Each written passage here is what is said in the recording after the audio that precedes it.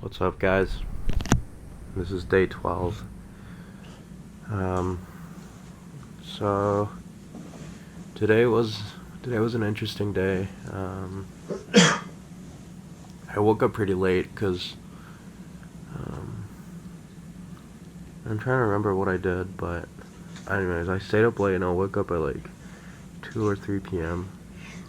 And then I think, like I've talked about, wanting to get in shape for basketball, but I don't have a basketball anymore, so I went and bought a basketball from Foot Locker, and then got some food, came back, and I went with my roommate, and he plays soccer, so we also got a soccer ball, and then we were saying, oh, we could play soccer tonight, so I was like, okay, fine.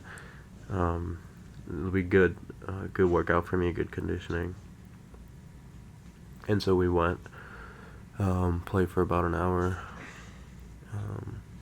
I mean, it was just the two of us, so it wasn't like actually running, but even just like running like to get the ball back when you kick it too far, it was just like we were both destroyed by the end of it. So even just messing around, I mean, it made me realize how bad of a shape I'm in right now.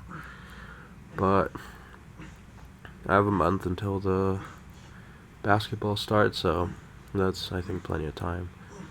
And then, yeah, I mean, like when I was walking back home, like my legs were killing me. It's not just the cardio, my joints, like my right knee, like I couldn't even, like because normally when I'm sat down, like I do like a pistol squat to get up, just for fun. Like I try not to use my hands. Man, I almost fucking killed myself doing that, so I got arrested for a few days, but it's fine, because I mean, we can do other stuff. But like we got back, like 9 something, and by the time I like got rested, showered, everything, it was already too late for me to go to the gym. And I sort of already like realized this would happen, but I did really want to get my workout in, so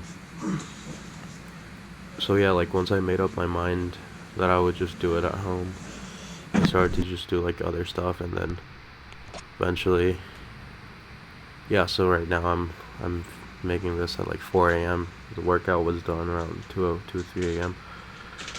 So, I mean, I think it was a decently productive workout. First time I'm filming one of these at home.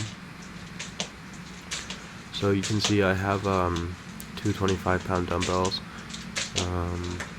I mean, I was gonna do bicep curls, but I thought I would just do like just normal curls like with them, and then I thought maybe it's not enough weight, so because I thought of just doing bodybuilding curls, but I just thought it was the point, so I tied the two together, did some short range curls.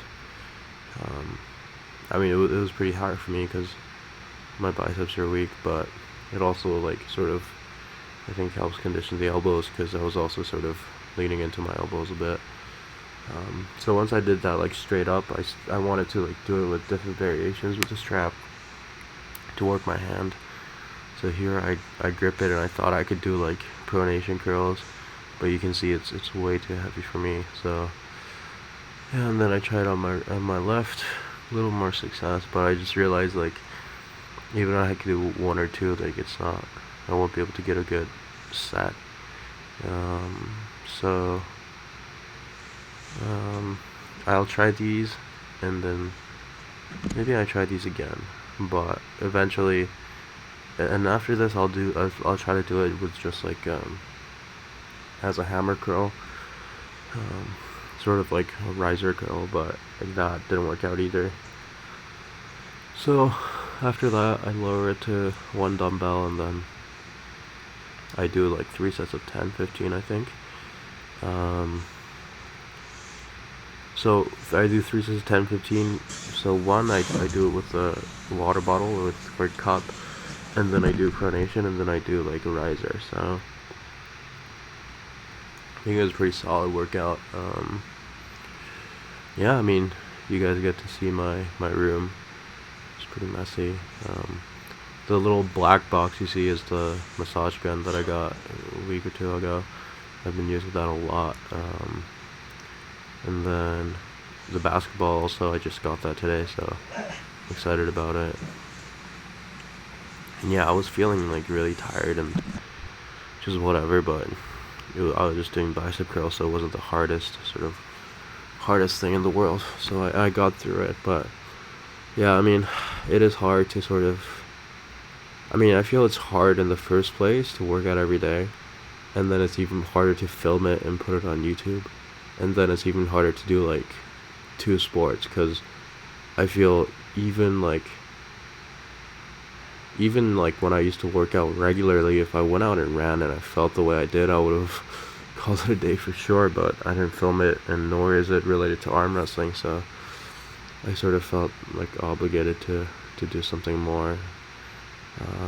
So yeah, I hope this is good enough. I mean, definitely, I think this is arm wrestling related. So yeah, that's pretty much it for the workout. I mean, you'll see me sort of struggle to get the strap on properly and stuff like that, but I think there's nothing that really needs explanation or anything.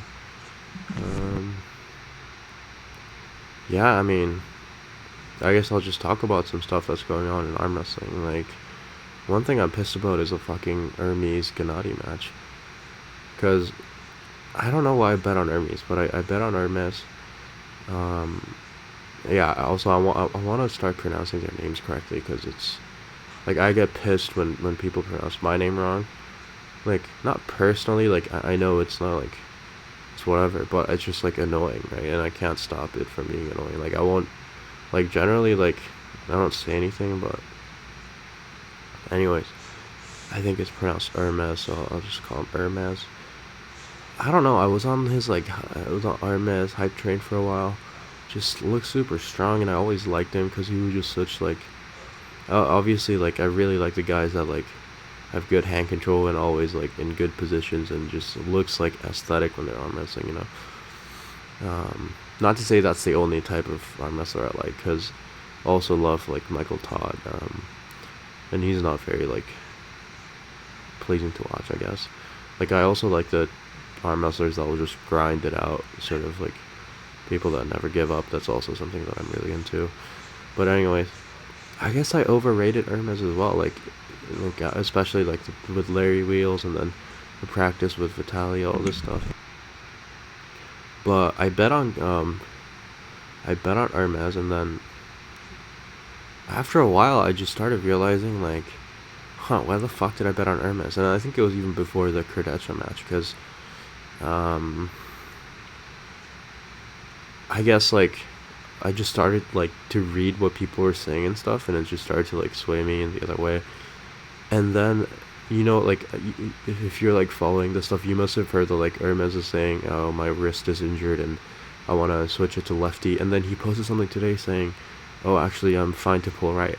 Which means he's just fucking forced to pull right when he doesn't feel 100% right. And then, like, I mean, like, you can say, okay, maybe he's 100% healthy and he's making excuses. Which I don't think so, right? Like, and this isn't a statement on whether or not making excuses is good or not. Because generally people have, like, a disdain towards excuses, so they just, like, the default is to just, like, not accept it. But that doesn't make it untrue. And also, if your mindset going into a match, like, because I don't think he's fucking lying if he's like, oh, I don't know, I'm not so confident, he's gonna fucking lose, right? And I was already starting to lose confidence, and then now it seems like he's not 100%, and they just don't want to switch it to left-handed. And I'm gonna lose $20. I don't know, it sucks. I also wanted to bet on Larry, but he's been sold out forever, and I remember thinking I should bet on Larry, but I was just like, oh, I'm too lazy to do it, I'll do it later. But, I mean, yeah, it's unbelievable. Like, I spent hours and hours and hours watching arm wrestling when I could be, like, I don't know, studying or something, but then I actually lose money from it, and it doesn't make any sense, right? Like, I deserve some kind of return on my investment, and I feel like I'm, like, not, like, an expert, but I'm decently, like, knowledgeable in terms of, like, the mainstream guys and stuff, like, predicting matches. Yeah, I feel like I'm sort of, like, mini Pradeep. Like, I love that guy because he just reminds me of me. But anyways, well, that's that. But I also bet on Larry against Schoolboy, so maybe not, maybe not so knowledgeable. But I don't know. I just really like that guy as well. I love Larry. I've watched him like for a long time, even before I started watching arm wrestling, because I used to watch a lot of like strongman, like powerlifting, stuff like that in high school, Olympic weightlifting. But yeah, and John versus Devon, I mean, I really want John to win, obviously, but it does seem like it's just gonna go 6-0. I mean, it looks interesting, but yeah, we'll see. And also Larry versus Brandon, like, the thing about the Larry and Chance Shaw practice match is, like, Larry looks strong, right? Like, Larry of before he pulled Schoolboy, that version I don't think would have been able to do that to Chance. And I think the Georgians, like, really made him level up in terms of breaking it down to a science, like breaking it down into programming. It's like, okay, these are the exercises you need to do, and you do it this way, and you just increase the numbers on these exercises, and then you'll get good at arm wrestling, which I feel is something that Larry is good at, and he can understand much better than all these, like, you know, like people just coming in, oh, you know, it's all about the technique, and you gotta move your riser and like move your elbow. Like, that's just fucking, I think that shit just confused him. Not that it didn't help, like overall it helped, but like not as effective as sort of the weightlifting approach. And then I think once he got that dialed in, like, plus obviously like his table IQ has improved as well, but it sort of like started to click much more. For sure, I think that's what happened. But like, if you see like if you look at Chance Shaw, when he's in that position and when he's in a defensive hook, he's already lost, right? Like, someone that's equal with Chance will never lose. Like, someone that's, when Chance is playing someone that's equal to him, he can never come back from that defensive. Like Rambo and beat him there. Like, everyone beats him because that's not his spot. That's not his style. And if you look at the video, like, Larry beat him, but he's like really, like, he's like red line pulling super hard, and Chance still held him there, right? And Chance is like, I know he's like decent in a hook, but he's not like, but I do feel like the reaction was a little bit exaggerated, because like, obviously if you're saying that Larry beats Chance straight up, I think there's no way. But even if you're saying, okay, in a hook Larry destroys him, I don't know. I mean, he was like, if you really look at the match instead of just like being impressed with what happened, like if you actually look at what they were doing, Larry's trying really hard and Chance still held him there. So I think that's pretty evenly matched in terms of just hook strength. So I don't know, like, it's interesting, like, because especially like it does seem like Brandon is a bit more, I mean, yeah, I think Brandon is a bit more technical somehow, and we'll see, because we'll see how, if Larry's able to deal with the King's move and sort of like a